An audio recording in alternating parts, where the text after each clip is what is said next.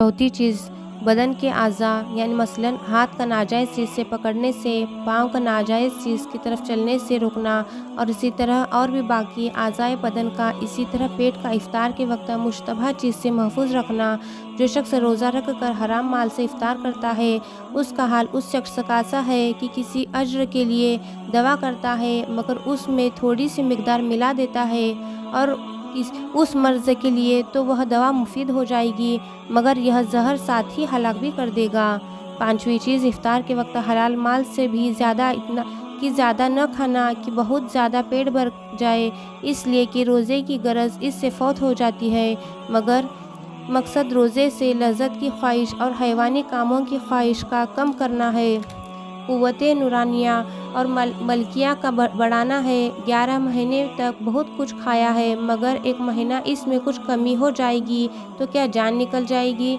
नबी करीम सल्लल्लाहु अलैहि वसल्लम का इरशाद है कि शैतान आदमी के बदन में खून की तरह चलता है, इसके रास्तों को भूख से बंद करो। तमाम आज़ा का सैर होना नफ्स के भूखा रहने पर मौकूफ़ है। जब नफ्स भूखा रहता है तो तमाम आज़ा सैर रहते हैं और जब नफ्स सैर होता है तो तमाम आज़ा भूखे रहते हैं। खुद नबी करीम सल्लल्लाहु अलैहि वसल्लम का इरशाद है कि हक़ ताला शाहनू को किसी बर्तन का भरना इस कदर नापसंद नहीं है जितना कि पेट भरकर खाना पसंद है। छठी चीज़ जिसका लिहाज रोज़ेदार के लिए ज़रूरी फरमाते हैं ये है कि रोज़े के बाद इससे डरते रहना भी ज़रूरी है कि न मालूम ये रोज़ा काबिल कबूल है या नहीं, और इसी तरह हर इबादत के ख़त्म पर कि न मालूम कोई लग़ज़िश जिसकी तरफ तवज्जो नहीं होती, ऐसी तो नहीं हो गई जिसकी वजह से यह मुँह पर मार दिया जाए। आप सल्लल्लाहु अलैहि वसल्लम का इरशाद है कि बहुत से कुरान पढ़ने वाले हैं कि कुरान पाक इनको लानत करता रहता है। हज़रत मोहम्मद मुस्तफ़ा सल्लल्लाहु अलैहि वसल्लम का इरशाद है कि क़यामत में जिन लोगों को अव्वलिन पहले में फ़ैसला होगा उनके मिन जुमला एक शहीद होगा जिसको जताया जाएंगे तो उन सब नेमतों का इकरार करेगा। इसके बाद उससे पूछा जाएगा कि इन नेमतों में क्या हक़ अदायगी की। वह अर्ज़ करेगा कि तेरे रास्ते में किताल किया हत्ता कि शहीद हो गया। इरशाद होगा झूठ है, बल्कि किताल इसलिए किया गया था कि लोग बहादुर कहे, सो कहा जा चुका। उसके बाद हुक्म होगा और मुँह के बल खींचकर जहन्नम में फेंक दिया जाएगा।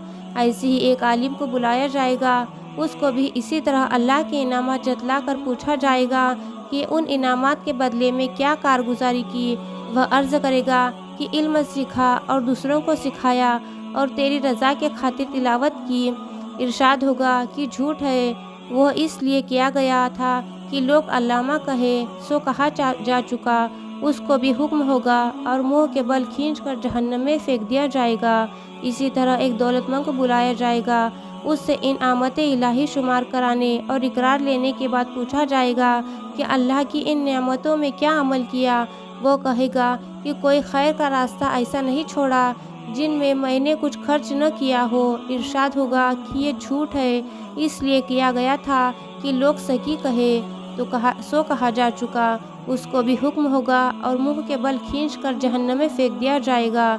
अल्लाह ताला महफूज फरमाए कि ये सब बदनसीबी के समरात हैं, इसलिए रोज़ेदार को अपनी नीयत की हिफाजत के साथ इससे डरते रहना भी चाहिए और दुआ भी करते रहना चाहिए। अल्लाह ताला हमें जहन्नम की आग से बचाए रखे। आमीन।